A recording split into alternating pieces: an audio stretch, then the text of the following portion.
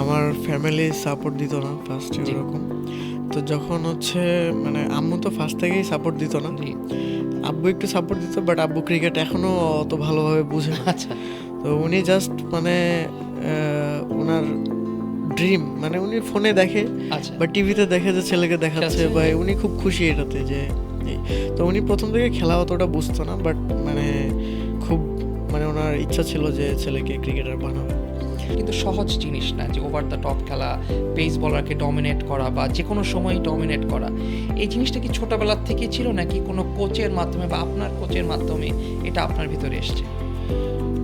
এটা আসলে ন্যাচারাল। আমি ছোটোবেলা থেকে যখন মানে ক্রিকেটে আসার আগেও যখন টেবিল টেনিস খেলতাম তখনও এরকম ডমিনেট করেই খেলছি। মানে কোন দেশের প্লেয়ারদের মনে হয়েছে যে আপনার এদের ট্যালেন্টটা আমাদের থেকে হয়তো বা বেশি বা তাদের ফ্যাসিলিটিসটা আমাদের থেকে বেশি? Definitely India. মানে কি বলবো, ওরা অনেক ভালো প্লেয়ার, ভালো ফ্যাসিলিটিস ওরা পায়। আচ্ছা, আচ্ছা। আমরাও অনেক ভালো ফ্যাসিলিটিস পাই, বাট আমাদের মানে আমার কাছে মনে হয় কি যে আমাদের নিজেদের মধ্যেই ওই বিশ্বাসটা একটু কম। আচ্ছা। আমরা আমি মনে করি বাংলাদেশে অনেক ভালো ট্যালেন্ট আছে, অনেক ইয়ে আছে, কিন্তু নিজেদের মধ্যেই মানে কনফিডেন্সটা থাকে না।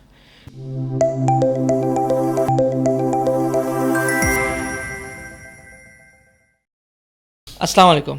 আশা করি সবাই ভালো আছেন। সবাইকে স্বাগত জানাচ্ছি দ্য প্রমিস শোতে। আজকে আমার সাথে অতিথি হিসাবে এসছেন, আপনারা সবাই চেনেন এবং এখন যারা ক্রিকেট ফলো করেন তারা খুবই ভালো করে চেনেন হাবিবুর রহমান সোহান। স্বাগত জানাচ্ছি আমার শোতে। কেমন ধন্যবাদ আছেন? আপনাকে। আলহামদুলিল্লাহ ভালো আছি। আপনি কেমন আছেন? আছি আলহামদুলিল্লাহ। সোহান, কেন ক্রিকেটে? আসলে ক্রিকেট খেলাটা শুরু হচ্ছে ভালো লাগা থেকে। এলাকায় যখন ছোট থেকে যখন খেলতাম, খেলাটা অনেক ভালো লাগতো।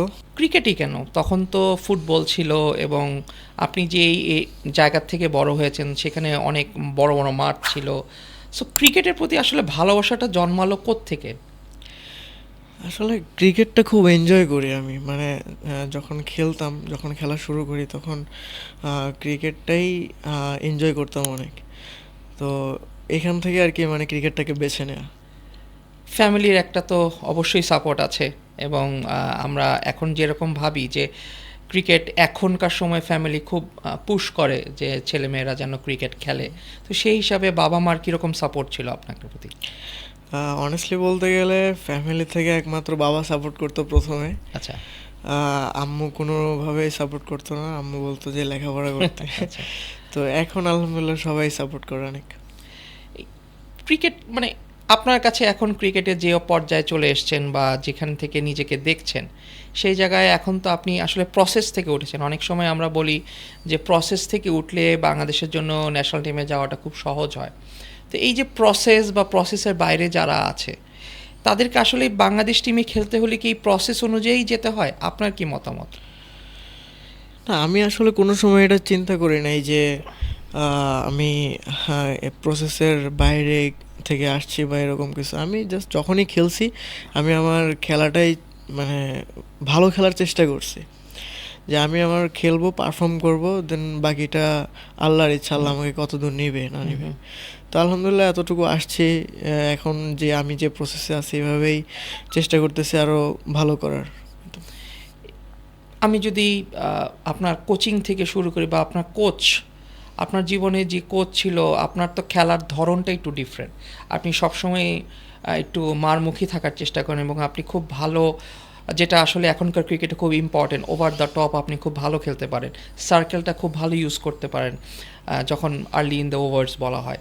তো এই যে ট্যালেন্টটা ইটস নট এটা এটা কিন্তু সহজ জিনিস না যে ওভার দ্য টপ খেলা, পেস বলারকে ডমিনেট করা বা যে কোনো সময় ডমিনেট করা। এই জিনিসটা কি ছোটোবেলার থেকে ছিল নাকি কোনো কোচের মাধ্যমে বা আপনার কোচের মাধ্যমে এটা আপনার ভিতরে এসছে? এটা আসলে ন্যাচারাল। আমি ছোটোবেলা থেকে যখন মানে ক্রিকেটে আসার আগেও যখন টেবিল টেনিস খেলতাম তখনও এরকম ডমিনেট করেই খেলছি। আচ্ছা। যখন ক্যাপ খেলতাম ওইখানেও এইভাবেই আচ্ছা। মানে প্রত্যেক বলারকেই চার্জ করতাম। তো মানে ওখান থেকে আর কি এই অভ্যাসটা হয়ে গেছে। এটা কি একটা মানে আমি যদি বলি ধরেন আপনি ক্রিকেট খেলছেন, আপনি ১০ ওভার পর্যন্ত খুব মারমুখী খেলছেন এবং আপনি একটা টিমের জন্য বা আপনার নিজের জন্যও কিন্তু জিনিসটা অনেক ভালো যে একটা ভালো স্কোর দাঁড়াচ্ছেন এবং ওভার দ্য টপ খেলে বাউন্ডারিজ বা ছয় এগুলা কিছু সার্টেন টাইম তো অবশ্যই ক্রিকেটে থাকে, তখন নিজেকে একটু স্লো করে অ্যাডজাস্ট করে নিয়ে আসতে হয়। তো তখন আপনি আসলে কিভাবে নিজেকে মানানসই করে ফেলেন? না দেখেন, আমি প্রথম সার্কেলের 6 ওভার আর 10 ওভার আমি জি। আমার ন্যাচারালের মধ্যে থাকি। আচ্ছা। আমি আমার যেটা মানে ন্যাচারাল আমি ওটার মধ্যেই থাকি। আর ম্যাচ সিচুয়েশনের মধ্যে আপনাকে গেম চেঞ্জ করতেই হবে। হুম, হুম, তো যখন সার্কেল পার হয়ে যায় তখন 4টা 5টা ফিল্ডার তখন বাইরে থাকে, তখন হুম, ওই ওভার দ্য টপ খেলার চান্সটাও হুম, একটু হুম, কমে আসে।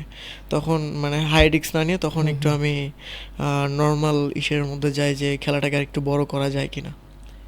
আপনার কাছে কি মানে থাকে না যে একটা প্লেয়ারের জন্য খুব কি বলবো যে নিজেকে কমফোর্টেবল লাগে, সেটা কি পেস বলারের ক্ষেত্রে আপনার কমফোর্টেবলনেসটা একটু বেশি কাজ করে নাকি যখন ডিউরিং স্পিনার্স আপনার সামনে আসে তখন আপনার ভিতরে কমফোর্টেবলনেসটা একটু বেশি চলে আসে?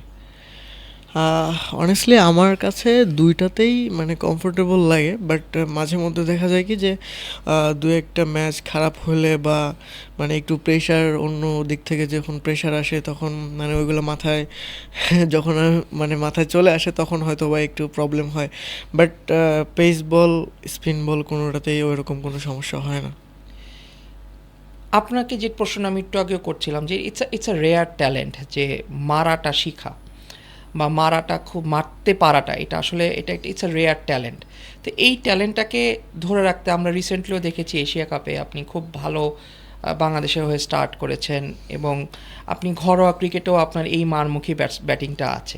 তো সেক্ষেত্রে আমি বলবো যখন আপনি ন্যাশনাল টিমে বা আপনি যখন বাংলাদেশ টিমগুলোতে কল আপ পান তখন আসলে আপনার কি চিন্তা ভাবনা থাকে যে না এখানে গিয়ে নিজেকে একটু চেঞ্জ রাখবো নাকি নিজেকে আমি আগের সেই সোহানকেই আমি ওই জায়গায় রাখতে চাই, কি আসলে কাজ করে তখন আপনার?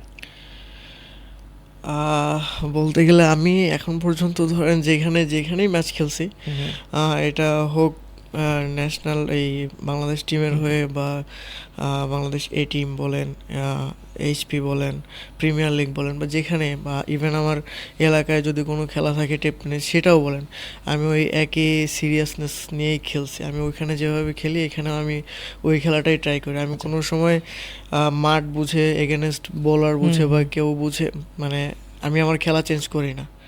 আমি আমার এটার মধ্যেই থাকি বা থাকার ট্রাই করি যে যা হবে আমার এটার মধ্যেই হবে।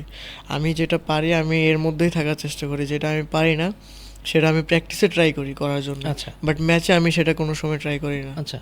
এই এই ধরেন আপনি যেটা বলছেন যে নিজেকে অ্যাডজাস্ট করার থেকে শুরু করে সব কিছুই আপনি নিজেকে তেমন চেঞ্জ করতে চান না, বাট এরকমও আমরা অনেক কোচেস দেখেছি বিশ্বে বা আমাদের দেশেও এরকম অনেক কোচেস আছে যারা প্লেয়ারদেরকে একটু চেঞ্জ করে টিমের স্বার্থে প্লেয়ারকে একটু চেঞ্জ করে খেলাতে চায়। তো এইটা আসলে আপনি কতটুকু যুক্তি মনে করেন? না, এদিক দিয়ে ধরতে গেলে আমি অনেক লাকি, কারণ এখন পর্যন্ত আচ্ছা। আমি প্রিমিয়ার লিগ, এনসিএল, বিসিএল মানে যেটাই খেলছি যে কোচের আন্ডারেই খেলছি, অনেক কোচের আন্ডারেই হুম, খেলছি, হুম। বাট কোনো কোচ আমাকে আমার খেলাটা বিশেষ করে আমার খেলাটা চেঞ্জ করতে বলেনি। ওকে। ইভেন তারা আমাকে একদম ফুললি ফ্রিডম দিছে যে সোহান তুমি তোমার মতো খেলো, তোমার কোনো টার্গেট নেই, হুম, তোমার হুম। কোনো কিছুই নেই, তুমি জাস্ট তোমার মতো খেলো, তোমার আচ্ছা, প্রসেসে থাকো। আচ্ছা। এই তো এদিক দিয়ে আমি লাকি যে আমার যে কোচরা আমাকে অনেক হেল্প করছে, আমাকে সাহস দিছে, আমি খেলতে পারছি। আপনি তো সত্যি কথা বলতে খুব ড্রাস্টিক্যালি বলবো বা খুব রিসেন্টলিও কিছু ভালো পারফরমেন্স আপনার থেকে ঘরোয়া ক্রিকেটও আমরা দেখেছি। তো সেই হিসাবে আমি আপনাকে বলতে চাই আপনি যখন ন্যাশনাল টিমে আপনি তো আশা করি খুব শীঘ্রই ন্যাশনাল টিমে আসবেন এবং আপনার ভিতরে সেই ট্যালেন্টটা রয়েছে। তো আপনার কি মনে হয় এখনও কিছু জায়গা আপনার বাকি আছে যেসব জায়গা আসলে ইমপ্রুভমেন্টের অনেক দরকার? বিকজ ঘরোয়া ক্রিকেট আর international stage it's a totally different একটা ব্যাপার। তো সেই জায়গায় আপনি তো অলরেডি মানে ইন্টারন্যাশনালের একটা মানে এটাকে কি বলবো স্মেল অফ ইন্টারন্যাশনাল ক্রিকেট আপনি পাচ্ছেন। তো আপনার কি মনে হয় এখনও আপনার ভিতরে কিছু ইমপ্রুভমেন্টের জায়গা রয়েছে? হ্যাঁ, অবশ্যই ইমপ্রুভ তো করতেই হবে। এখন ন্যাশনাল টিমের প্লেয়াররা যারা আছে মানে সবাই ইমপ্রুভ করার চেষ্টা করে। যার যেটা মানে একটু ভুল হয় সে সেটা নিয়ে কাজ করে। তো আমারও অনেক ভুল আছে এবং আমি সেগুলো ফাইন্ড আউটও করছি এবং আমি ওগুলো নিয়ে কাজও করছি মানে সিক্রেটলি। আচ্ছা। ঠিক আছে, তো ইমপ্রুভের জায়গা অনেক, আমার অনেক ইমপ্রুভ করতে হবে। আমি এরকম মানে ক্লাসি প্লেয়ার না, আমার ওই ওই জায়গায় মানে সার্ভাইভ করতে হলে আমার অনেক ইমপ্রুভ করতে হবে। তো আমি ওটা নিয়ে কাজ করছি ইনশাল্লাহ। আর আরেকটা কথা বলতে গেলে, আমি 2 বছর আগে যখন ফার্স্ট এইচপি ক্যাম্প করি তার আগে আমি কোনো ক্যাম্প ট্যাম্প আমি আচ্ছা। ছিলাম না। আচ্ছা। তো বোর্ড আমাকে সেই সুযোগটা দিয়েছে, মানে আমি ওইখানে অনেক কোচের আন্ডারে আমি অনেক ক্লাস করছি। আমাদের দেশি কোচ ছিল রাজিন স্যার ছিল, জি। ব্যাটিং কোচ, আবার বিদেশি ছিল ডেভিড হ্যাম্প। আচ্ছা। তো ওদের কাছ থেকে আমি অনেক কিছু শিখছি, ওনারা আমাকে অনেক হেল্প করছে। ফুটওয়ার্ক বা বেস ধরে কীভাবে মারা যায়, তো এইগুলো নিয়ে অনেক কাজ করছে। ইনশাল্লাহ অনেক ইমপ্রুভ করতে পারছি এই লাস্ট 1-2 বছরে। তো আগের থেকে অনেক ফার বেটার আমি এখন মানে এই দিক দিয়ে বলতে গেলে ইমপ্রুভ করছি। হ্যাঁ, এখন আমি শর্টস খেলার পরে অনেক ভালো ফিল করতেছি যে না, আগের থেকে অনেক ভালো যাচ্ছে, বডি পজিশন ঠিক থাকতেছে। তো এখন ডে বাই ডে ইমপ্রুভ করতেছি, আরও কিছু অনেক ইমপ্রুভের জায়গা আছে যেটা আমি নিজে নিজে ফাইন্ড আউট করছি। দেন আমি স্যারদের সাথেও কোচদের সাথেও কথা বলছি বা প্রতিনিয়ত কথা বলি। ইভেন কিছু সিনিয়র বড় ভাই যারা আছে ওনাদের সাথেও মাঝে মধ্যে কথা হয় যে ভাই আমার কি করলে ইমপ্রুভ হবে, বা কি কি জায়গায় আমার খেলার মাধ্যমে মানে খেলার মাধ্যমের মধ্যে কি কি আমি চেঞ্জ করতে পারি বা কি কি চেঞ্জ করার দরকার। তো আমি সবার কাছ থেকে মানে যাদের কাছ থেকে মনে হয় যেন এর কাছ থেকে নিলে আমার ইমপ্রুভ হবে, আমি ট্রাই করি তার কাছ থেকে নেওয়ার। এখন শেখার তো শেষ নেই, আমি সবার কাছেই ট্রাই করি। এখন কেউ মানে একটা সিনিয়র প্লেয়ারের কাছ থেকে আমি একটা জিনিস নিলাম, এখন একটা জুনিয়র প্লেয়ার দেখে যে না ও আমার কাছ থেকে এটা ওর ভালো, তো আমি ওর কাছে জিজ্ঞেস করি যে তুই এটা কিভাবে খেলিস বা কিভাবে ট্রাই করিস। তো আমি এটা ট্রাই করি সবসময়, মানে প্রতিনিয়ত আমি শেখার ট্রাই করতেছি।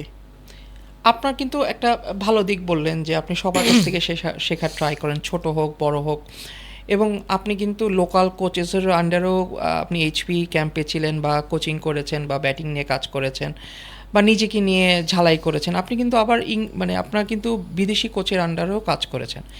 এইখানে একটা প্রশ্ন আপনার কাছে সবসময় আমার থাকে বা আমার কাছে শোতে যারাই আছে তাদের, যে বিদেশি কোচদের সাথে দেশি কোচদের কি খুব মানে কি বলবো ট্যাকটিক্স বলেন বা যে জিনিসগুলো একটা ব্যাটসম্যান বা একটা বলারের জন্য চেঞ্জেস দরকার, সেগুলো বিদেশি কোচেরা আমাদের কোচের থেকে কি একটু বেশি আগানো, নাকি আমাদের লোকাল কোচেসরাও আসলে আস্তে আস্তে এগুলোর সাথে অ্যাডজাস্ট হচ্ছে এবং ভালো করছে? অনেস্টলি বলতে গেলে আমাদের লোকাল কোচরাই অনেক মানে ভালো আমি বলবো। কারণ মেইন কথা হচ্ছে যে আমরা আমাদের কোচদেরকে বুঝি বা কোচরা আমাদেরকে বোঝে, ল্যাঙ্গুয়েজটা। তারপর হচ্ছে মেইন কথা আমাদের দেখলে ওনারা বুঝতে পারবে যে না আমরা হ্যাঁ। তো এই জিনিসটা সব থেকে মেইন আমি মনে করি, এটা আমাদের দেশি কোচদের মাধ্যমে হয়ে থাকে। রাজিন স্যার আমাকে দেখে বোঝে যে না সোহান তুমি এটা করতে পারবা বা তোমার জন্য এটা ভালো। আচ্ছা, এটা বাইরের কোনো কোচ আসলে কিন্তু ওর জন্য বোঝা একটু টাফ হয়, যদিও বোঝে অনেক লেটে বুঝবে, আমার কাছে এটা মনে হয়। তো এই যে কোচদের মাধ্যমে যে আন্ডারস্ট্যান্ডিংটা, এটা কিন্তু বিদেশি কোচদের থেকে অনেক মানে একটু লেটে হয়। অনেক দিন ক্যাম্প করার পরে হয়তো তার সাথে আন্ডারস্ট্যান্ডিং। হ্যাঁ, তো আমার মনে হয় বাংলাদেশের যেসব কোচরা আছে আলহামদুলিল্লাহ অনেক ভালো, আর তারা অনেক ভালো গাইডেন্স পাইছি তাদের কাছ থেকে আমি লাস্ট 2 বছর। তো আমার কাছে মনে হয় তারা অনেক ইমপ্রুভ করতেছে। আর এখন যে কোচরা আছে সবাই অনেক এগুলো নিয়ে অনেক মানে লেখাপড়া করে সবাই, আমি যতদূর জানি। তো ওনারা অনেক ইমপ্রুভ করতেছে মাশাআল্লাহ। আপনার যেরকম বললেন রাজিন সালের কথা বললেন, এবং রাজিন সালে কিন্তু আসলে একটা সময় বাংলাদেশ টিমকেও সার্ভ করেছে এবং সে ডোমেস্টিকলিও খুব ভালো খেলেছে এবং ইন্টারন্যাশনাল আমরা দেখেছি খুব ভালো খেলেছে। এই ধরনের কোচের আন্ডারে আসলে ট্রেনিং করলে মানে যারা জুনিয়র্স থাকে বা যারা মানে স্টুডেন্টস থাকে তাদেরও অনেক উপকৃতি হয়, এটা আমরাও জানি। কিন্তু এইখানে একটা আমার প্রশ্ন জাগে যে ধরেন লেটসে এখনকার ক্রিকেটে তো স্পেসিফিক্যালি কোচেস থাকে, যেমন ব্যাটিং কোচ আলাদা, বোলিং কোচ আলাদা, ফিটনেস কোচ আলাদা, নিউট্রিশনের জন্য লোক থাকে, ট্রেনার থাকে। এই যে একটা ধরেন এটা তো it's not a matter of joke, এটা কিন্তু একটা বড় প্রসেস এবং এটা সব কিছুর সাথে মানানসই হতে হয়। এবং আপনাদের মতো এই যে সব কিছুর সাথে যে মানানসই হওয়াটা, এটা আসলে কতখানি কষ্টের? এটা আসলে মানে আপনি যখন অ্যাজ এ প্রফেশনাল প্লেয়ার তখন হুম। আপনার এগুলো মানানসইভাবেই চলতে হবে, আপনার আচ্ছা। সব কিছু ম্যানেজ করেই চলতে হবে। তো আপনি যখন প্র্যাকটিস করবেন ওই প্র্যাকটিসের মাধ্যমে দেখবেন যে আপনি ধরেন 2 ঘন্টা প্র্যাকটিস হুম, করলেন, হুম, তো ওই প্র্যাকটিসের মাধ্যমে আপনি 1 ঘন্টা ব্যাটিং কোচকে হুম, দিলেন, হুম, আহ, আধা ঘন্টা ফিটনেস ট্রেনারকে হুম, হুম। দিলেন, বা এরকম এরকম ভাগ করে করে এক এক সময় আপনার নিউট্রিশন নিউট্রিশন যে করবে সে তো আপনাকে প্রত্যেকদিন নিউট্রিশন দিবেন, আচ্ছা। সে আপনাকে একটা চার্ট দিবে, হুম, মানে হুম, দিবে, হুম, আপনি ওই একটা ফলো করবেন হুম, জাস্ট। হুম, হুম। তো মানে সবার কাছ থেকেই মানে করা একদম ইজি আমাদের, মানে অ্যাজ এ আচ্ছা, প্রফেশনাল হিসাবে আচ্ছা। আমরা এটাতে অভ্যস্ত আর কি। অভ্যস্ত হয়ে গেছে। হ্যাঁ। আমাদের দেশি ক্রিকেটারদের বা বা এই কালচারে যারা আছি তাদের কিন্তু একটা ফুড হ্যাবিট বলতে একটা ব্যাপার আছে যে আমরা তৈলাক্ত খাবার বা আমাদের দেশের যে কালচার, হুম। একটু তৈলাক্ত খাবার, একটু ভাজা পোড়া, একটু রেস্টুরেন্টে গিয়ে খাওয়া দাওয়া। সো আপনাদের আসলে এই জায়গাটাতে কতটুক আপনারা স্যাক্রিফাইস করেন এবং আপনারা জানেন আপনাদের ফিউচারটা সামনের দিকে এগিয়ে আছে। সো এই যে লোভনীয় ব্যাপারগুলা সেগুলাকে কিভাবে আপনারা অ্যাভয়েড করেন? না অ্যাভয়েড, বললাম তো মানে অ্যাজ এ প্রফেশনাল হিসেবে এগুলো অ্যাভয়েড করতে হয়, যেহেতু আচ্ছা। সবারই স্বপ্ন থাকে ন্যাশনাল টিমে খেলা, হুম, হুম। ন্যাশনাল টিমকে অনেক দূর মানে অনেক বছর মানে সার্ভিস দেয়া। তো সেক্ষেত্রে এইগুলো অনেক মেনটেন করতে হয় আমাদের, বা আমিও করি। আর আমি লাস্ট কয়েক বছর ধরে দেখছি যে মানে 4-5 বছর ধরে হুম। মানে প্রফেশনাল খেলতেছি মোটামুটি। তো আমি দেখতেছি যারাই প্লেয়ার এখন আসতেছে সবাই এইগুলো অনেক খুব ভালো মেনটেন আচ্ছা, করতেছে। আচ্ছা। মানে সবারই একটা ড্রিম যে ন্যাশনাল টিমকে খুব ভালো মানে সার্ভিস হুম। দেওয়া বা অনেক দিন ধরে। তো এ পর্যন্ত যত প্লেয়ারই আসতেছে দেখতেছি সবাই অনেক ভালো মেনটেন করতেছে। আমি আপনার খেলাতে আরেকটা জিনিস খুব অ্যাডভান্টেজ দেখেছি, অ্যাপার্ট ফ্রম ইওর ব্যাটিং আপনি ফিল্ডিংটাও কিন্তু খুব এনজয় করেন এবং it's a very plus point because একটা সময় ক্রিকেট যেরকম ছিল যে আপনি ব্যাটিং বলিং জানলে ইউ আর ওকে, বাট যত মডার্ন হচ্ছে ক্রিকেট, ফিল্ডিংটা ইজ ভেরি ইম্পর্টেন্ট বিকজ আপনি যদি লেটস সে আপনি you are a batsman, so আপনার যদি মোটামুটি মাঠে আপনি যদি 10 থেকে 15টা রান বা 2টা ভালো ক্যাচ এগুলা যদি করতে পারেন তার টিমের জন্য হেল্পফুল, বলার জন্য হেল্পফুল, সব কিছুই থাকে। তো এটার জন্য কি ফিল্ডিংয়ের জন্য কি আপনি এক্সট্রা এফোর্ট বা এক্সট্রা আওয়ার কি দিয়ে থাকেন? হ্যাঁ অবশ্যই এগুলো তো ফিল্ডিংয়ের জন্য তো কাজ করাই হয় অনেক সময়। এই ক্ষেত্রে আমাকে হেল্প করছে আমাদের গোলাম মুর্তজা স্যার, আচ্ছা। জি, এইচপিতে উনি জি, ছিলেন। জি, উনি আমাদের ফিল্ডিং নিয়ে অনেক কাজ জি, করাইছেন, ফিল্ডিং, জি। ক্যাচিং, বিশেষ করে ড্রাইভ দেওয়া, কীভাবে জি, ড্রাইভ দিতে হয়। জি। আমরা বেশিরভাগ প্লেয়াররা ড্রাইভ দিতে গিয়ে ইনজুর্ড হই। আচ্ছা। তো ওনার হ্যাঁ, মাধ্যমে ওই ড্রাইভের বেসিকটা আমরা শিখতে পারছি অনেক জি। সময়। ভালো থ্রো করা, কীভাবে থ্রো করলে পাওয়ারফুল থ্রো হবে, কীভাবে বাউন্ডারি লাইন থেকে কীভাবে থ্রো করতে হবে, কাছে থেকে কীভাবে থ্রো করতে হবে, এগুলো আমরা ওনাদের মাধ্যমে শিখতে পারছি। এবার আমি ওনার সাথে কাজ করেছি কারণ ঢাকা টিমে উনি আমাদের ফিল্ডিং কোচ হিসেবে হ্যাঁ, হ্যাঁ, ছিলেন। ওনার অনেক কিছুই আমি দেখেছি এবং স্পেশালি উইকেট কিপিংয়ের জন্য উনি অনেক উনি বেস্ট। ভালো পেস্ট। সো এই যে যেটা বললেন যে ওনার এই যে ডাইভ দেওয়ার ট্যাকটিক্সটা বা ডাইভ দেওয়ার যে প্ল্যানটা বা কী, এইটা দিয়ে আমি আসলে আসতে চাই যে আমাদের দেশি ক্রিকেটাররা কি আসলে এখন ফিল্ডিংয়ের উপর বেশি মনোযোগ দিচ্ছে? কারণ আপনি তো বললামই তো আপনি এইচপি ক্যাম্পে আছেন, অনেক প্লেয়ার আছে যারা ন্যাশনাল টিমকে যারা বাদ পড়ছে তারা এইচপিতে এসে ট্রেনিং করছে, সো তাদেরও আপনি সান্নিধ্য পাচ্ছেন, তাদের কাছ থেকে অনেক কিছু জানতে যাচ্ছেন। সো তারা কি শুধু ওই যে ব্যাটিং বলিং নাকি এই যে এই ব্যাপারগুলোতেও প্রচুর কাজ করে ফিল্ডিং নিয়ে, ফিটনেস নিয়ে? না ফিল্ডিংটা আসলে আমি মনে করি একদম এনজয় জায়গা। বিষয় জায়গা। আচ্ছা। এখন ধরেন যারা মানে যে প্লেয়ারটা এনজয় করবে ফিল্ডিংয়ে ও এমনিতেই ভালো করবে, আমি এটা মনে করি। জি। কারণ দেখেন আপনি ব্যাটসম্যান, আপনি প্রথম বলে আউট হইতেই পারেন, হুম, হুম। আপনি 0 রানে আউট হুম, হইতেই হুম, পারেন। হুম। তো আপনি যদি ফিল্ডিংয়ে যদি 10-15 রান সেভ করতে পারেন তার মানে কি এগেনস্ট টিমের 10-15 রান কম হইলো, দেখা গেল যে ওই 10-15 রানের জন্য আপনি ম্যাচটা জিতে গেলেন। হুম, হুম। তো ব্যাটসম্যানরাই ব্যাটসম্যান বলতে প্রত্যেকটা ফিল্ডারেরই মনে করেন যে এরকম মানে এফোর্ট টিম আশা করে। আচ্ছা। তো এখন আমি যতদূর জানি সবাই ভালো ফিল্ডিং করে এবং এমনও হয় যে টিমের মধ্যে একটা প্রতিযোগিতা থাকে Fielding যে এ। ফিল্ডিংয়ে যে কে কয়টা ভালো ক্যাচ ধরতে পারবে বা কয়টা করতে পারবে এরকম। একটা জিনিস আমার খুব জানতে ইচ্ছা করে যখন ব্যাটসম্যান ধর লেটস সে আপনি একটু ট্রিকি উইকেটে ব্যাটিং করতে নামলেন, যেহেতু আপনি ব্যাটসম্যান এবং আপনি মারমুখী ব্যাটসম্যান, আপনি ডমিনেট করে খেলতে পছন্দ করেন, একটু ট্রিকি উইকেট লেটস সে আপনি ফার্স্ট ওভারে দেখলেন যে বলটা খুব ভালো মুভমেন্ট হচ্ছে, বলারও জায়গাটাও ভালো, তো আপনার যে অপোনেন্ট যে ব্যাটসম্যান আছেন দেখা যাচ্ছে যে সে ওরকমভাবে ডমিনেট করতে পারছে না, বাট আপনি ইউ আর মোরলেস কমফোর্টেবল বা ডমিনেট করতে পারছেন, তখন আসলে বেসিক্যালি আপনাদের প্ল্যানটা কি থাকে যে হোয়াট শুড আই ডু, অথবা আমার সাথে যে পার্টনার আছে ওকে যদি আমাকে সেভ করতে হয়, আমার টিমটাকেও এগিয়ে নিতে হবে। সো এই যে প্ল্যান, ছোট ছোট ছোট ছোট যে প্ল্যান করতে হয় ম্যাথ সিচুয়েশনে, তখন আপনারা আসলে কি চিন্তা করেন? এখানে মনে করি আমরা আন্ডারস্ট্যান্ডিংয়ের বিষয়টা হচ্ছে এখানে, কারণ ধরেন আমি একটা বলারকে, বা আমি ওই দিন খুব ভালো টাচে আছি, হ্যাঁ। আমার খুব ভালো লাগতেছে, আমার নন স্ট্রাইকার প্লেয়ারটাও ওর ভালো ডে যাচ্ছে না, তো সেক্ষেত্রে বেশিরভাগ সময় আমি ট্রাই করি যেন আমি উইকেটে বেশি থাকি, আমি স্ট্রাইকে যেন বেশি থাকি, আমি যেন বেশি খেলি দিই, ওকে যেন একটু ফ্রি করে দিই। দেন ও যখন আস্তে আস্তে যখন ও সাহস পাবে, যখন ফ্রি হয়ে যাবে, তখন ও আমাকে সাপোর্ট দিতে পারবে। তো আমরা এটাই করি যখন আমরা ম্যাচে থাকি। এখন তো ঘরোয়া ক্রিকেটে দেখছি অনেক 17 বা 19-এর যারা খেলছে বা এইচপিতে যারা আসছে তারা আসতেছে এবং ঘরোয়া ক্রিকেটে তারা ভালো পারফর্মও করছে। আপনি কি মনে করেন যে এই একটা হেলদি যে competition between the seniors and the junior যারা বা টিমে ঢুকতে চাচ্ছে, এই ধরনের প্রতিযোগিতা তার টিমে থাকা উচিত, বা বাংলাদেশ টিমেরও যারা অলরেডি স্টাবলিশ তাদেরও ব্যাক অফ দ্য মাইন্ডে থাকে যে না, কোনো কারণে যদি আমি খারাপ খেলি আমার পিছনে আরও 3-4 জন প্লেয়ার রেডি আছে। সো এই ধরনের কম্পিটিশন নিয়ে আপনার মতামত কি? না, অবশ্যই দেখেন বাংলাদেশে মানে এই যত কম্পিটিশন বেশি হবে ততই মনে করেন যে ক্রিকেটটা ইমপ্রুভ হবে। আচ্ছা। আমি মনে করি মানে এখন যারা আসতেছে সবাই অনেক ভালো প্লেয়ার, ভালো মানে সবারই অনেক ফিটনেস লেভেল দারুণ, আর অনেক ভালো ফিল্ডার, ভালো বোলার, ভালো ব্যাটসম্যান সবাই।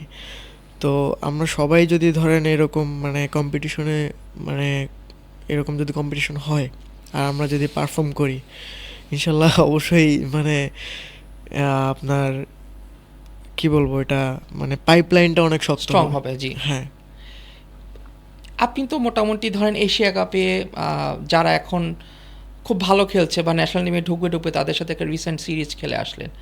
আপনার কি মনে হয় যে অন্য দেশের যারা ইয়াংস্টার্স আছে আপনাদের মতো বয়সী, তাদের সাথে আপনাদের ডিফারেন্সটা কোথায় দেখছেন, বা অ্যাবিলিটির জায়গায় কতটুকু ডিফারেন্স আপনারা মনে করছেন, নাকি একদমই ডিফারেন্স নাই মনে করছেন?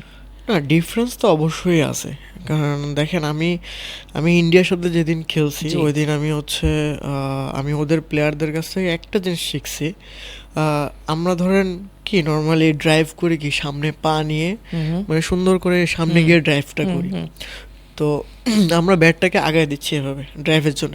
ওরা কি করতেছে, ওরা বলটা কাছে আসতেছে, জাস্ট এখান থেকে নিচে পুশ করতেছে, মানে উইকেটে নিচে পুশ করতেছে, ওটা ইজিলি আপনার মানে এক রান হয়ে যাচ্ছে ওইদিকে। আচ্ছা, মিড অন মিড অফ আসতেছে, জাস্ট খালি নিচে পুশ। আমরা কি করতেছি, পাড়ার সামনে নিয়ে এই ড্রাইভ করছি। হ্যাঁ, তো এই জিনিসটা আমি অনেক খেয়াল করছি ওদের কাছ থেকে, যে জিতেশ শর্মা যে ছিল ক্যাপ্টেন ওদের টিমে, হ্যাঁ, তো ও এইভাবে কয়েকটা সিঙ্গেলস নিছে, আমি জাস্ট মানে অবাক হয়ে গেছি যে এটা কীভাবে। আচ্ছা, এরপর থেকে আমিও মানে নেটে ট্রাই করি যে এটা হয় কি না। তো আবার অন দ্য আদার হ্যান্ড সূর্যবংশীও কিন্তু আপনাদের সাথে ছিল, ওর আবার এই ধরনের মন মানসিকতা কম, কারণ আমরা আইপিএলে যা দেখেছি, জিতেশ শর্মার কথা যেহেতু বললেন ইন্ডিয়ার সাথে, এবং ইন্ডিয়ান ওই টিমে তো অনেক ভালো ভালো প্লেয়াররাই খেলছে যারা ন্যাশনাল টিমে। আমি জানতাম না যে মানে ওরা এত বড় বড় প্লেয়ার, আমি পরে এসে সার্চ দিয়ে দেখে যে না, সবাই তো আইপিএল খেলে। হ্যাঁ, ওইটাই আমি বলছিলাম যে এক একজনের প্লেয়ারে এক একজন এক এক রকম খেলা থাকে, যেটা আপনি বললেন যে সিঙ্গলস বের করার জন্য জিতেশ শর্মা যে ট্যাকটিক্সটা করছে, তো এইগুলো কি আসলে একটা কোচের কি মানে ডেফিনেটলি অনেক বড় হেল্প থাকে যে এই টিমের সাথে এরকম খেলা উচিত, বা এই বলার আসলে তোমার এরকম করা উচিত, এটা কি আপনাদেরকে কোচিংয়ের থেকে কি, বা টিমের যারা কোচ, বা এখন তো আসলে সত্যি কথা বলতে টিম যত বড় হয় তার থেকে বেশি টিমের সাথে যারা কাজ করে সেই টিমটা অনেক বড় হয়, তো তাদের কাছ থেকে কীরকম ইনপুট আপনারা পেয়ে থাকেন?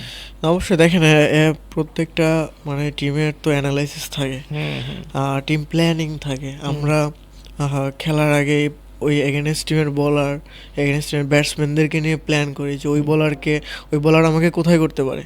ধরেন এজ এ আমি ব্যাটসম্যান, এখন আমি আমার অ্যানালাইসিসের কাছ থেকে আমার ব্যাটিং ভিডিওটা নিব, আচ্ছা, যে ওই বলারটা আমাকে কোথায় করতে পারে, আমার উইক জোনটা কী, দেন আমি আমার ওই মানে অনুযায়ী আমি আমার মানে আমার প্ল্যান সাজাবো যে ওই বলারটা যদি আমাকে এখানে বল করে আমি এটা কীভাবে খেলবো, বা এইটা বাদ দিয়ে আমাকে যদি অন্য সাইডে বল করে, ধরেন আমি পুল স্ট্রং, কিন্তু আমাকে পুল দেবে না, কার্ড দিবে। কার্ড দিবে। তখন এই কার্ডটা দিলে আমি কিভাবে খেলবো, True.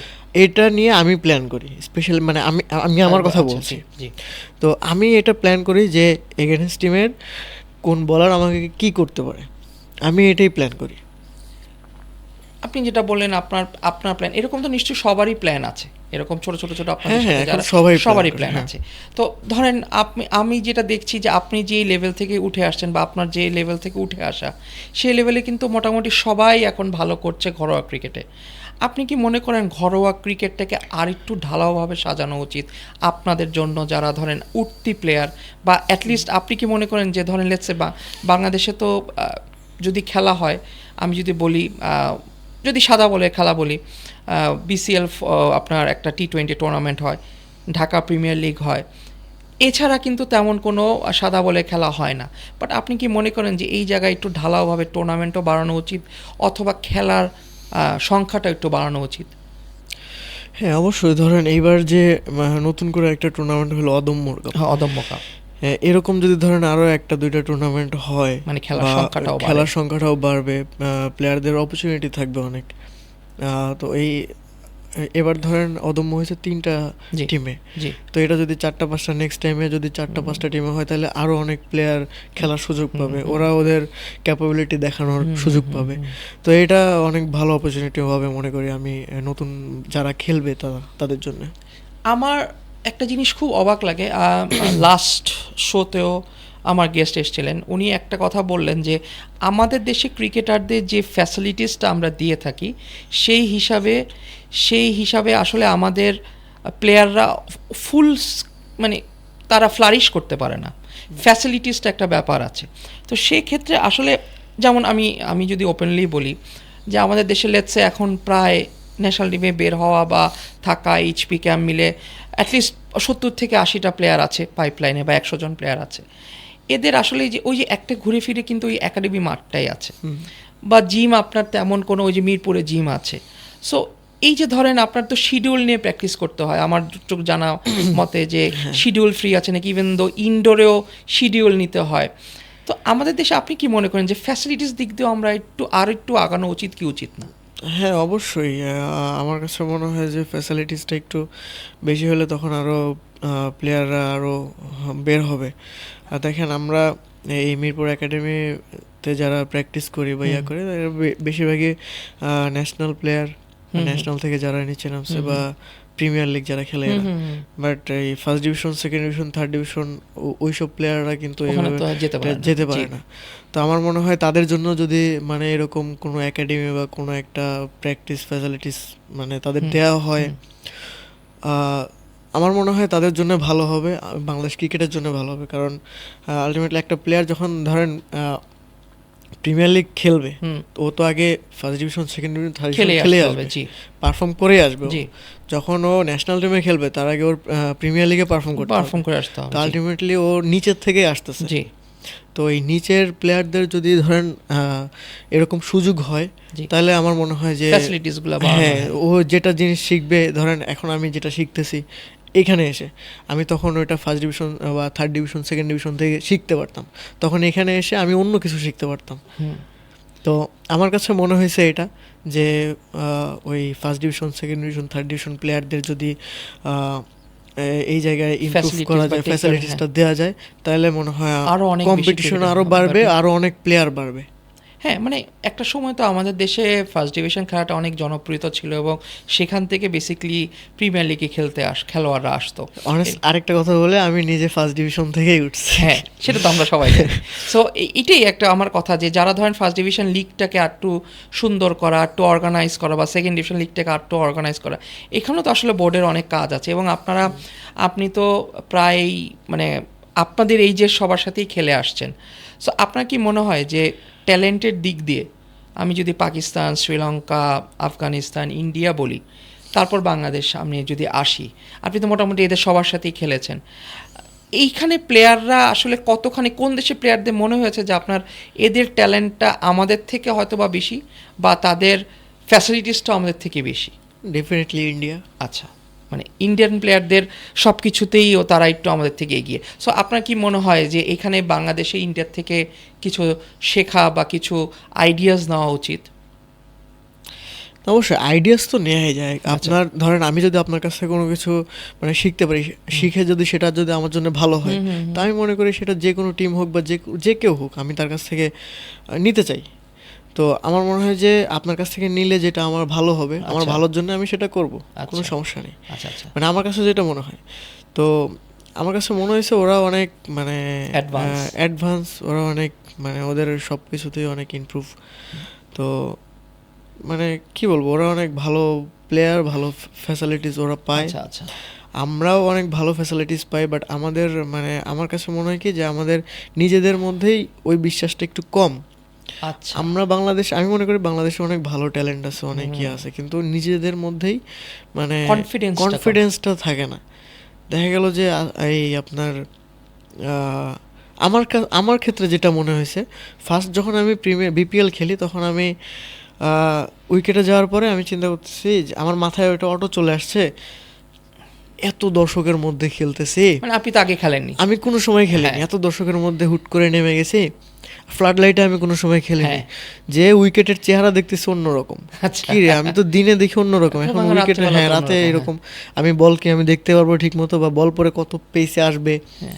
এখানে টিমে তখন বলার ছিল রাহি ভাইয়ের বল আচ্ছা, আমি ফার্স্ট জি, জি, মানে ইয়া জি। করি। তো বলেছে উনি তো ন্যাশনাল টিমের National প্লেয়ার, team player। আমি এই বল কেমনে খেলবো। আচ্ছা। তো আমার মন মাইন্ডে তখন এরকম ছিল। হুম হুম। তো আমার কাছে মনে হয় যে অনেক প্লেয়ার এরকম হয়, আবার অনেক প্লেয়ার হয় না, সেটা বলতে পারছি না, জি, বাট আমার জি। ক্ষেত্রে এরকম হয়েছে। তো এই দিক থেকে ধরেন ইমপ্রুভ করা খুব মানে ইম্পর্টেন্ট আমাদের প্লেয়ারদের জন্য। মানে মেন্টালি হ্যাঁ। মেন্টালি আসলে স্ট্রং হওয়াটা খুব ইম্পর্টেন্ট। আমি যদি এখন আপনার যদি ঘরোয়া ক্রিকেটে আসি, আপনি যে বলছেন আপনি ফার্স্ট ডিভিশন খেলে এসেছেন, আপনি যখন ফার্স্ট ডিভিশন খেলছেন তখনকার যাত্রাটা কত কঠিন ছিল আপনার জন্য? এখন তো অনেক কিছুই স্মুথ, স্টার্টিং ফ্রম প্র্যাকটিস, ধরেন বাসার থেকে আসা, পারিবারিক একটা সাপোর্ট, দেন ধরেন পড়াশোনা ছেড়ে আপনাকে আদৌ কি আপনি সার্ভাইভ করতে পারবেন নাকি, ফিউচার কী হবে, সব কিছু আনসার্টিনিটি ছিল। তো তখনকার আসলে যাত্রাটা কেমন ছিল, বা ওই গল্পটা যদি একটু ছোটো করে বলতেন, স্ট্রাগলটা কেমন ছিল? বিকজ আমিও জানি আপনি অনেক স্ট্রাগল করে কিন্তু ক্রিকেটে আজকে এ পর্যায়ে। না, স্ট্রাগল বলতে স্ট্রাগল করা হয়েছে। আমার ফ্যামিলি সাপোর্ট দিত না ফার্স্টে জি। ওরকম। তো যখন হচ্ছে মানে আম্মু তো ফার্স্ট থেকেই সাপোর্ট দিত না, জি। আব্বু একটু সাপোর্ট দিত, বাট আব্বু ক্রিকেট এখনো অত ভালোভাবে বুঝে না। আচ্ছা। তো উনি জাস্ট মানে ওনার ড্রিম মানে উনি ফোনে দেখে আচ্ছা। বা টিভিতে দেখে যে ছেলেকে দেখাচ্ছে, খেলছে, বা হ্যাঁ। উনি খুব খুশি এটাতে যে এই। তো উনি প্রথম থেকে খেলা অতটা বুঝতো না, বাট মানে খুব মানে ওনার ইচ্ছা ছিল যে ছেলেকে ক্রিকেটার বানাবে। তো একমাত্র আব্বুর সাপোর্টে আমি মানে খেলাটা কন্টিনিউ করতে পারছি। তো আব্বু আমাকে অনেক সাপোর্ট করছে, অনেক মানে ইয়া করছে। তো ফার্স্ট ডিভিশন খেলছে আমি ধরেন 4-5 বছর, ফার্স্ট ডিভিশন খেলার আগে 3 বছর আমি কর্পোরেট লিগ খেলছি। হ্যাঁ। কর্পোরেট লিগ খেলছি। তো তারপরে আমি হুসনা হাবিব মেহেদি ভাই আমার এক বড় ভাই, আচ্ছা খুব ক্লোজ। আচ্ছা। তো ওনার থ্রুতে আমি ফার্স্ট ডিভিশনের একটা টিম পাইছিলাম, আচ্ছা। Purbachal sporting club. ওকে। তো উনি ওই টিমে যাওয়ার পরে এখন টিমের যে ক্যাপ্টেন, আমার এখনো মনে আছে, উনি আমাকে বলতেছে যে তুমি কি খেলছো এর আগে। আচ্ছা। তো আমি মানে বলছি এরকমের সম্মুখীন হতে হয় একটা হ্যাঁ হ্যাঁ। প্লেয়ারের। তো মানে ফার্স্ট ডে প্র্যাকটিসে গেছি, জি, তো জি। তখন আমাকে বলছে তুমি কি খেলছো। ওনার নাম ছিল আরমান ভাই, আচ্ছা। মিরপুরের। তো আমি বলছি ভাই আমি কোনো কিছু খেলিনি, আমি কর্পোরেট খেলছি। আচ্ছা। তো মানে অ্যাজ ইউজুয়াল পরিচয় হলাম। তো এরপরে প্রথম প্র্যাকটিসের দিন টিমের যে মেইন ওপেনার ছিল উনি আসছিল না। আচ্ছা। তারপর আমাকে ব্যাটিং করাইছে, আমি নেটে ব্যাটিং করছি। আমি তখন চিন্তা করছি আমার তো হারানোর কিছু নাই, হুম। পাওয়ার অনেক কিছু আছে। হুম। তো আমি নর্মালি মানে যেরকম ব্যাটিং করি আমি ওরকমই নেটে অনেক মারতেছিলাম প্রচুর। তো উনি হয়তো একটু মানে ইমপ্রেস হয়েছে। আচ্ছা। তো পরে ফার্স্ট ম্যাচের দিন উনি আমাকে মানে ফার্স্ট ম্যাচে আমাকে ডেবু করাইছে, টি-20 ছিল। তো ওই দিন আল্লাহর রহমতে প্রথমে নামছিলাম, ওয়ান ডাউন নামছিলাম, আচ্ছা। একদম লাস্ট 17-18 ওভার পর্যন্ত খেলছিলাম। আমি ওই দিন আমার ডেবু ম্যাচে ফার্স্ট ডিভিশনে 52 বলে 113 রান করছিলাম ডেবুতে। হ্যাঁ, তো ওইখান থেকে মানে শুরু, ওখান থেকে তারপরের ম্যাচেও 50 করছি, আচ্ছা। তারপরের ম্যাচেও 50, মানে টানা 3 ম্যাচেই। আর এরপর থেকে আর পিছিয়ে তাকানো এরপর হয়নি। থেকে পেছনে তাকানো হয়নি। তো আরেকটা মজার বিষয় যেটা আমি ওই ফার্স্ট ডিভিশন খেলা শেষ করে সাথে সাথে প্রিমিয়ার লিগের জন্য সাইন করে ফেলছিলাম গাজী আচ্ছা, গ্রুপে। আচ্ছা, আর ওই প্রিমিয়ার লিগ আসার আগে যে বিপিএল, আমি ওই বিপিএল খেলে ফেলছিলাম। আচ্ছা। ঠিক আছে তো মানে এই সু- জায়গাটা আবার খুব সহজ হয়ে গেছে আপনার হ্যাঁ, জন্য। আমার ওই ফার্স্ট ডিভিশন খেলার পরে আমি রাজশাহীতে একটা টুর্নামেন্ট ছিল, হ্যাঁ, ওই টুর্নামেন্টে 7 ম্যাচে প্রায় 380 রানের মতো করছিলাম 7 ওকে, ম্যাচে। আচ্ছা, তো এইখানে হচ্ছে সুজন স্যার আমাকে দেখছিল, আচ্ছা, তো আচ্ছা, উনি হচ্ছে আচ্ছা, আচ্ছা, আমাকে আচ্ছা। আর কি খুলনায় চান্স দিছিল ওকে, বিপিএল এ জি, ফার্স্টে। জি। তো তারপরে তো বিপিএল খেললাম, তো হয়তো প্রথম 2টা ম্যাচ ভালো করতে পারি নাই, লাস্টে একটা সুযোগ ছিল, স্যার লাস্টের সুযোগটা দিছিল, দেন ওই ম্যাচে আমি 9 বলে 30 করে ম্যাচ জি, জি, ওটা জিতেছিলাম। আমরা সবাই দেখেছি। হ্যাঁ, তো তারপরেই প্রিমিয়ার লিগ খেললাম, তারপর থেকেই মোটামুটি আজকে। এই যে আপনাকে ধরেন আমাদের দেশে এই মানে ইনফ্যাক্ট এই সাবকন্টিনেন্টে এই জিনিসটার প্রচলনটা একটু বেশি, যে প্লেয়ার পিক করাটা ফ্রম দ্য কোচেস। হ্যাঁ, যেমন আমি একটু আগে মানে এই নামটা আমার প্রায়ই চলে আসে, বিকজ আমার কাছে মনে হয় যে এই প্লেয়ারটা আসলে আমার কাছে মনে হয় বয়সের তুলনায় অনেক বেশি অ্যাডভান্স। যার নাম হচ্ছে সূর্যবংশী, আমি কথা বলি। ওর একটা জিনিস পড়ছিলাম কয়েকদিন আগে, সেখানে ওর বয়স যখন 12 কি 13 হবে, তখনই ওর কোচ ওকে পিক করে ফেলে যে না, এই ছেলেটার ভিতরে অনেক ট্যালেন্ট আছে। যেটা আপনার বেলাও হয়েছে, যে সুজন সাহেব আপনাকে খুব তাড়াতাড়ি পিক করতে পারলো এবং আপনাকে একটা বড় পর্যায়ে নিয়ে যেতে পারলো। এই যে বিপিএল টিম বা বিপিএল, এটা তো আপনার জীবনের জন্য তখনকার সময় খুলনার জন্য হয় আপনার জীবনের প্রথম কাল, বিকজ তার আগে আপনি প্রিমিয়ার লিগ বা মানে ওরকম কিছুই কম্পিটিটিভ খেলেনি, ক্রিকেট হ্যাঁ, কিছুই খেলেননি। খেলেনি। তা আপনার কাছে এই এনভায়রনমেন্টটা বা ফার্স্ট ডে অফ বিপিএল, মানে এই এই এই এই যাত্রাটা বা ওই ফার্স্ট বিপিএল এর যদি একটু ছোট করে বলতেন যে আপনার কেমন লেগেছে, বিকজ অনেক ফরেন প্লেয়ার্স ছিল যারা ন্যাশনাল টিমে বিভিন্ন পর্যায়ে খেলেছে, তা আপনার ওই জায়গাটা অ্যাডজাস্ট করতে কেমন হয়েছে? না, অ্যাডজাস্ট, ধরেন আমি যখন ফার্স্ট প্র্যাকটিসে গেছি, জি। তখন তো সবাই মানে আমি মানে আমাদের তো ক্যাপ্টেন ছিল তামিম ইকবাল আচ্ছা, ভাই। জি, তো তামিম ভাইকে মানে ওই সময় একদম ক্লোজলি আমি ফার্স্ট টাইম দেখি। তো এর আগে টিভিতেই দেখতাম, আচ্ছা, মানে খুব ক্লোজলি একদম ওনাকে কাছ দেখছি, থেকে হ্যাঁ, দেখা, একদম হ্যাঁ। কাছ থেকে। তো ফার্স্ট কয়েকদিন আমি খুব নার্ভাস ছিলাম। ওকে, ওই সময় তো রাব্বি ভাই ছিল, ইয়াসির রাব্বি জি, ভাই, জি, তারপর সাব্বির রহমান ভাই, জি, সবাই ছিল, আরও ফরেনার ছিল। তো জি। ফার্স্ট কয়েকদিন খুব নার্ভাস ছিলাম। তো নেটে ব্যাটিং করতেছিলাম, তামিম ভাই এসে আমাকে তখন মানে অ্যাডভাইস দিচ্ছিল যে সোহান, তুমি তোমার ন্যাচারাল খেলো, হুম, বলার দেখে না, তুমি বল দেখে খেলো। এটা মানে কিন্তু অনেক বড় একটা সাপোর্ট, একটা সিনিয়র হ্যাঁ, প্লেয়ার এসে। অবশ্যই, হ্যাঁ, তখন আমি মানে ইন্সপায়ার হয়েছি যে না, ন্যাশনাল উনি এসে আমাকে জি, যখন বলতেছে, জি, তখন তো আমার মানে একটা অন্যরকম বিষয়। হ্যাঁ, তো তারপর থেকে তামিম ভাই আমার সাথে যখন কথা বলছে, আমি আরো ফ্রি হয়ে গেছি, হুম, হুম, মানে নার্ভাসনেসটা তখন কেটে কাজ গেছে করে মানে নাই, আস্তে জি, আস্তে। তারপরে যখন আরো সিনিয়র প্লেয়ার যারা আছে, সাইফুদ্দিন ভাই ছিল, সবাই জি, যখন জি। মানে কথা বলতেছে, তখন আমি ফ্রি হয়ে গেছি। তো তারপর থেকে মানে অ্যাডজাস্ট করে ফেলছি অ্যাডজাস্ট নিজেকে। করে ফেলছে। ফরেনাররা আসলে কিরকম আমাদের লোকাল প্লেয়ারদের সাথে বিহেভ করে, বা আমরা মানে তারা কতটুকু হেল্প করে আপনাদের মতো জুনিয়র প্লেয়ারদের? ফরেনাররা অনেক হেল্পফুল, ওরা আচ্ছা, অনেক চিল থাকে সব সময়, কোনো আচ্ছা। মানে কোনো ওদের মধ্যে কোনো এটাও ইয়া কিন্তু নেই। একটা হ্যাঁ, এক্সপেরিয়েন্স, কিভাবে ওরা নিজেদেরকে তৈরি করে বিফোর দ্য ম্যাচ। হ্যাঁ, হ্যাঁ, ওরা অনেক মানে চিল। আপনি যে কোনো একটা জিনিস, আমি যে যখনই যেটা জানতে চাইছি কারো মাধ্যমে, তখন তো ওরা ইজিলি সেটা আমাকে মানে বলছে। আমি যদি এবার আপনাকে বলি যে সোহানকে যদি মানুষ চিনতে চায় বাংলাদেশে, কিভাবে চিনতে পারবে, কি হিসাবে চিনতে পারবে, সোজা কথা? এটা অনেক টাফ প্রশ্ন। সোহানকে আমরা আসলে চিনবো কিভাবে? যেমন লেটসে আমরা যদি বলি যে কুমার সাঙ্গাকারা, আমরা জানি ও কি ধরনের প্লেয়ার, এক নামে সবাই পরিচিত। লেটসে আমরা যদি একটু পাকিস্তানের দিকে আসি, ওয়াসিম আকরাম, ওয়াকার ইউনুস, নাম শুনলে কিন্তু আমাদের মাথায় একটা ব্যাক অফ দ্য মাইন্ড চলে আসে যে ওয়াসিম আকরাম ছিল খুব সুইং বলার, স্মুথ অ্যাকশন, ওয়াকার ইউনুস অনেক জোরে বল করতো, শোয়েব আখতার অনেক জোরে বল। তো সেই হিসাবে সোহানকে আমরা কিভাবে চিনতে চাই? সিক্সার ম্যান। ভালো বলেছেন, ভালো বলেছেন। এবার আমি একটু একটা জিনিস আসতে বলি, আপনি কি ক্রিকেটকে খুব এনজয় করছেন এখন? আলহামদুলিল্লাহ, এখন অনেক এনজয় করতেছি। অনেক এনজয় করছেন। আমি একটু জাস্ট খালি কম্প্যারিজনে আসি, আপনার কম্প্যারিজনগুলো আমি একটু দেখতে চাই যে বাংলাদেশ ক্রিকেটে আসলে আপনার চোখে এখন সর্বকালের সেরা ব্যাটসম্যান আপনার চোখে, বা আপনি যখন থেকে ক্রিকেট বুঝছেন, বাংলাদেশের মধ্যে সব থেকে সর্বকালের সেরা ব্যাটসম্যান আপনি কাকে মনে করেন? ব্যাটসম্যান জি, ব্যাটসম্যান। তামিম ইকবাল, আমি যদি বলার আসি, মুস্তাফিজ। মুস্তাফিজ।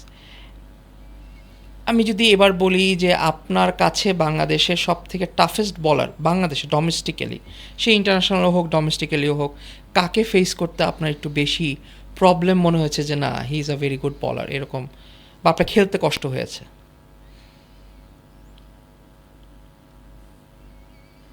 এখন পর্যন্ত এখন পর্যন্ত মানে আপনি এখন পর্যন্ত ডেফিনেটলি ডোমেস্টিক বলেন বা ইন্টারন্যাশনাল বলেন যেটুকুই খেলে এসছেন। মোস্তাফিজ ভাইকে মনে হয়েছে, জি আচ্ছা, কারণ আমি লাস্ট মানে ওনাকে ফেস করছি 4 বার, এর মধ্যে 3বারই ওনার বলে আউট হয়েছে। ওনাকে পিক করা খুব ডিফিকাল্ট হয়ে যায় হ্যাঁ, আপনার। মানে ওনার হয় কি যে উনি এক জায়গা থেকে কিভাবে মানে ওনাকে তো আমি প্রতিনিয়ত ফেস করি না, আচ্ছা। যে আমি ওনার জি, বলের ধারণা জি, আছে। জি। তো দেখা যায় যে উনি ন্যাশনাল টিমের বলার, আমি ওনাকে মারতে গেছি, আউট হয়ে গেছি। আচ্ছা। লাস্ট অদম্যতেও হয়েছে এটা, হ্যাঁ, হ্যাঁ। বিসিএলও হয়েছে এটা। হ্যাঁ। মানে আমি পরে ওনাকে নিয়ে লেখাপড়া করছি আমি, যে না ওনাকে এইভাবে এইভাবে খেলবো, তো নেক্সট মানে টাইম এখন যদি কি পাই মোটামুটি হ্যাঁ। ডিসিশন নিয়ে হয়েছে যে ওনাকে মারবো না এমন কিছু? না মারবো, বাট প্রসেসে মারবো, বাট আচ্ছা। আমি যেদিকে মারি ওইদিকে ওনার বলে যে আমি আউটগুলো হয়েছে, সেই আউটগুলো অলরেডি আমার ফোনে আছে, আমি আচ্ছা। প্রায় সময় দেখি যে না এই বলটা আমি যদি এভাবে খেলতাম তাহলে আমি আউট হতাম না। আচ্ছা।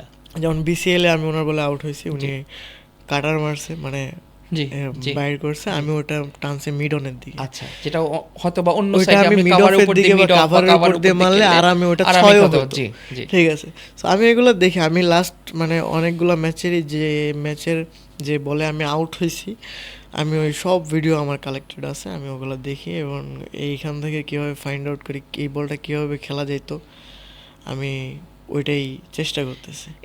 এটা খুব ভালো জিনিস। আমি আপনার সাথে কথা বলে আজকে যেটা বুঝলাম যে আপনি নিজের খেলা এবং আউট নিয়ে বা কিভাবে ইমপ্রুভ করা যায় এইগুলো নিয়ে আসলে আপনি ভিডিও অ্যানালিসিস নিজেই করেন। তো আমি সেই ক্ষেত্রে বলতে পারি আপনি তো ডোমেস্টিক্যালিও খেলছেন, এখন আপনি রেগুলার খেলছেন। আপনার কাছে কি মনে হয় বাংলাদেশ ক্রিকেটে খুব মানে ট্যালেন্টেড বাট এখনও ন্যাশনাল টিমে পর্যন্ত পৌঁছাতে পারেনি, সেটা ব্যাটসম্যান হোক বলার হোক সে যেই হোক, আপনার কাছে কি মনে হয় যে কারা এরা? একটু যদি 1 2 3 জনের নামও যদি আমাকে বলতেন যে ন্যাশনাল টিমে খেলার যোগ্যতা আছে, ভালো পারফর্ম করছে ডোমেস্টিক্যালি, বাট কোনো একটা কারণে তারা ওই জায়গায় পৌঁছাতে পারছে না। আমার কাছে মনে হয় রিপন মণ্ডল। রিপন মণ্ডল, আচ্ছা। ও যদিও ন্যাশনাল টিমে কল হ্যাঁ, পাইছে, বাট এই ম্যাচ ওইভাবে হয়তো বা মানে ইয়া করে নাই, কারণ এটার কারণ বলতে কি ন্যাশনাল টিমে এখন যারা আছে ওরা সব প্রুফ প্লেয়ার, ওরা অনেক ভালো, ওরা ভালো করতেছে হ্যাঁ। অনেক, তো এই জন্যই ওর জায়গাটা হচ্ছে না হয়তো। আপনাকে যদি আমি এখন ইন্টারন্যাশনালি যদি বলি আপনার সব থেকে ফেভারিট প্লেয়ার কে? ব্যাটসম্যান আমার অলওয়েজ রাহুলকে অনেক ভালো লাগে। আচ্ছা। মানে আমি কিভাবে ব্যাটিং করি জানি না, বাট আমার ওর ব্যাটিং স্টাইল ধরেন, শর্টস খেলা বলেন, মানে সব কিছু অনেক ভালো হয়, স্টাইলিশ, আমার কাছে ভালো লাগে ওকে। তাহলে আমি যদি আজকে একটু আপনাকে কম্প্যারিজন করতে বলি, কে আর রাহুল না বিরাট কোহলি, কাকে চুজ করবো? অবশ্যই বিরাট কোহলি, বাট আচ্ছা। রাহুল তো আমার পছন্দের জায়গা, যে আচ্ছা। ওকেই, আবার রান মেশিন তো বিরাট কোহলি, আচ্ছা। ও তো লিজেন্ড। তাহলে আপনি কাকে চুজ করছেন? ধরেন কে আর রাহুল অ্যান্ড বিরাট কোহলি, যে কোনো একজনকে চুজ করতে হবে। বিরাট কোহলি। বিরাট কোহলি নাকি লেটস সে বাংলাদেশে তামিম ইকবাল? বিরাট কোহলি। বিরাট কোহলি না সাকিব আল হাসান? সাকিব আল হাসান। আচ্ছা, সাকিব আল হাসান না মুস্তাফিজ? সাকিব আল হাসান। সাকিব আল হাসান। বাংলাদেশ ক্রিকেট কি সাকিব আল হাসানকে মিস করছে? আপনার কি মনে হয় যে এখন সেই জায়গাটা নাকি ফিল আপ হয়ে যাচ্ছে? না, এখন মিস করে ধরেন একটা প্লেয়ার তো সারা জীবন বাংলাদেশকে মানে খেলবে না, একটা জায়গায় থাকবে না, তো সাকিব ভাই চলে গেছে, এখন ওনার জায়গায় নতুন যারা আসছে বা নতুন যারা খেলতেছে বা খেলবে, তারা ওই জায়গাটা ভালোভাবেই সার্ভ করবে, আমার বিশ্বাস। আচ্ছা, আমি এখন ছোট করে একটু র্যাপিড ফায়ারে যাব আপনার, এবং আশা করব আপনি এক অ্যান্সারই জবাবটা দিবেন, বেশি চিন্তা করবেন না। সেভাবে যদি বলি, আপনার কাছে টেস্ট ক্রিকেট নাকি T20 না ODI? T20। আচ্ছা। আপনার কাছে কাভার ড্রাইভ না পুল শট, আপনার ফেভারিট শট? পুল। আপনার কাছে যদি আমি বলি বাবর আজম নাকি বিরাট কোহলি, কার ব্যাটিংটা আপনার কাছে মনে হয় সব থেকে সুন্দর? বিরাট কোহলি। আচ্ছা, এটা কিন্তু একটা খুব কমন কোশ্চেন যে সকালবেলা ভোরবেলা প্র্যাকটিস নাকি একটু পরে লেটসে 10টা 11টা, নাকি একটু বিকেলবেলার প্র্যাকটিসটা, কোনটা বেশি এনজয় করেন? একটু পরে 10টা 11টা। 10টা 11টা, ওকে। আপনার প্রিয় স্টেডিয়াম? অবভিয়াসলি মিরপুর। আপনার সবচেয়ে কঠিন বলার যার মুখোমুখি হয়েছেন এখন পর্যন্ত মুস্তাফিজের নাম বলেন, এছাড়া যদি আরেকজন থাকে? এছাড়া রানা, আচ্ছা, নাহিদ রানা। নাহিদ রানা। আসলে নাহিদ রানা কি অনেক জোরে বল করছে না? আপনারা তো ফেস করছে, আমরা তো টিভিতে দেখে অত বুঝি না, বাট আমরা মিটারটা দেখি 146 147, বাট ও কি আসলে এর থেকেও বেশি জোরে নাকি ওর মনে হয় যে হি ইজ ভেরি ফাস্ট? ও ডেঞ্জারাস বলার, আচ্ছা, মানে এক কথায় dangerous. Very smooth action and মানে ওর অ্যাকশনের জন্য অনেক ব্যাটসম্যানরা ওকে মানে Pick ভয় করতে পাবে। পারবে। মানে আচ্ছা। ওর বল মানে পিক করতে পারবে না, আপনি যেটা বললেন, জি। মানে ওর মানে অ্যাকশনের জন্য ওর বলটা পিক করা একটু টাফ হয়ে যায় আচ্ছা, ব্যাটসম্যানদের জন্য। আচ্ছা। একজন ক্রিকেটারের যার সঙ্গে আপনি ওপেন করতে সব থেকে বেশি স্বাচ্ছন্দ্য বোধ করেছেন এখন পর্যন্ত? নাজমুল শান্ত, আচ্ছা, কারণ ওনার সাথে যে কয়েকদিনই ব্যাটিং করছে আমার এনসিএল টি20-তে, উনি আমাকে একদম ফ্রি লাইসেন্স, মানে পুরাই, মানে ব্যাটিং করতেও তার সাথে আসলে ইজি হ্যাঁ হয়। অনেক ইজি, অনেক স্বাচ্ছন্দ্য বোধ করছে। আমি যদি একটু প্রশ্ন আসি, ব্যর্থতা তো আপনার জীবনে নিশ্চয়ই এসছে, সবই তো গ্লোরিয়াস মোমেন্ট এমন তো না। সো এটা যদি হয়ে থাকে তাহলে আপনার জীবনে ব্যর্থতাকে আপনি কিভাবে দেখছেন এখন পর্যন্ত, নাকি এটা আপনাকে সাহস দেয় সামনে এগিয়ে যাওয়া? হ্যাঁ অবশ্যই, ব্যর্থতা হচ্ছে আমি মনে করি একটা শিক্ষা, যে এখান থেকে কীভাবে শিক্ষা নিতে পারবো। আচ্ছা, তো আমার যখন খারাপ সময় আসে তখন আমি মানে চিন্তা করি যে খারাপ সময়টা ওভারকাম করবো কীভাবে। আচ্ছা, বা আমি আমার ভালো সময়, ভালো ম্যাচ, তখন আমি আমার ম্যাচের কথা চিন্তা করি যে আমি ওই ম্যাচে সেঞ্চুরি কীভাবে মারছি, ওই আচ্ছা। ম্যাচে 50 কীভাবে মারছি, আচ্ছা। ওই ম্যাচে আমার মাইন্ডসেট কী ছিল, এগুলো আমি ট্রাই করি। আর সব থেকে ফানি থিং যেটা, মানে আমি তখন একাডেমির যখন এরকম হয় তখন আমি একাডেমিতে প্র্যাকটিস করি, যেখানে ওখানে ছোট ছোট বলারদের বল খেলি। আচ্ছা, ওদের বল যখন আমি পিটাই তখন আমার ওই কনফিডেন্সটা চলে Back আসে করে। যে না, যে না, ঠিক যখন আছে, হ্যাঁ হ্যাঁ। আমি এইভাবে মানে করে চিন্তা আচ্ছা। করি যে না, এটা ভালো দিক, মানে এটা আমার থিওরি আর কি, আচ্ছা, আমি এটা না, করি। ঠিক আছে, এটা এক একজনের প্র্যাকটিস এক এক রকম হয়। হ্যাঁ।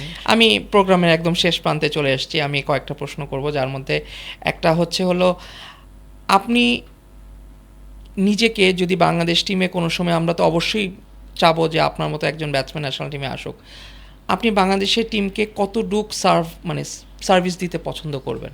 আপনার কি টার্গেট? টার্গেট তো অবশ্যই বড় থাকে। আমার টার্গেট আছে বাংলাদেশের হয়ে একটা কাপ জেতা। সেটা কি ইন্টারন্যাশনাল বা ওয়ার্ল্ড কাপ বা এরকম? International world cup. আচ্ছা, আমি এবার আমাদের 10টা কান্ট্রি যারা ক্রিকেট খেলছে বা 11টা কান্ট্রি যারা ক্রিকেট খেলছে তাদের নাম বলবো, ওখান থেকে একটা করে প্লেয়ার আপনার পিক করতে হবে যার আপনার মনে হয় যে আপনি ফেভারিট। আমি শুরু করছি শ্রীলঙ্কা থেকে। শ্রীলঙ্কা, রিসেন্ট হোক পাস্ট হোক। Sri Lanka. Kumar Sangakkara. Pakistan.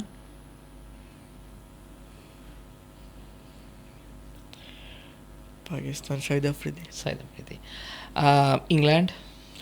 England Buttler. Buttler. আপনার সাউথ আফ্রিকা। AB de Villiers. আচ্ছা, আমি যদি বলি ইন্ডিয়া। ইন্ডিয়া বিরাট কোহলি। বিরাট কোহলি। আমি আফগানিস্তান।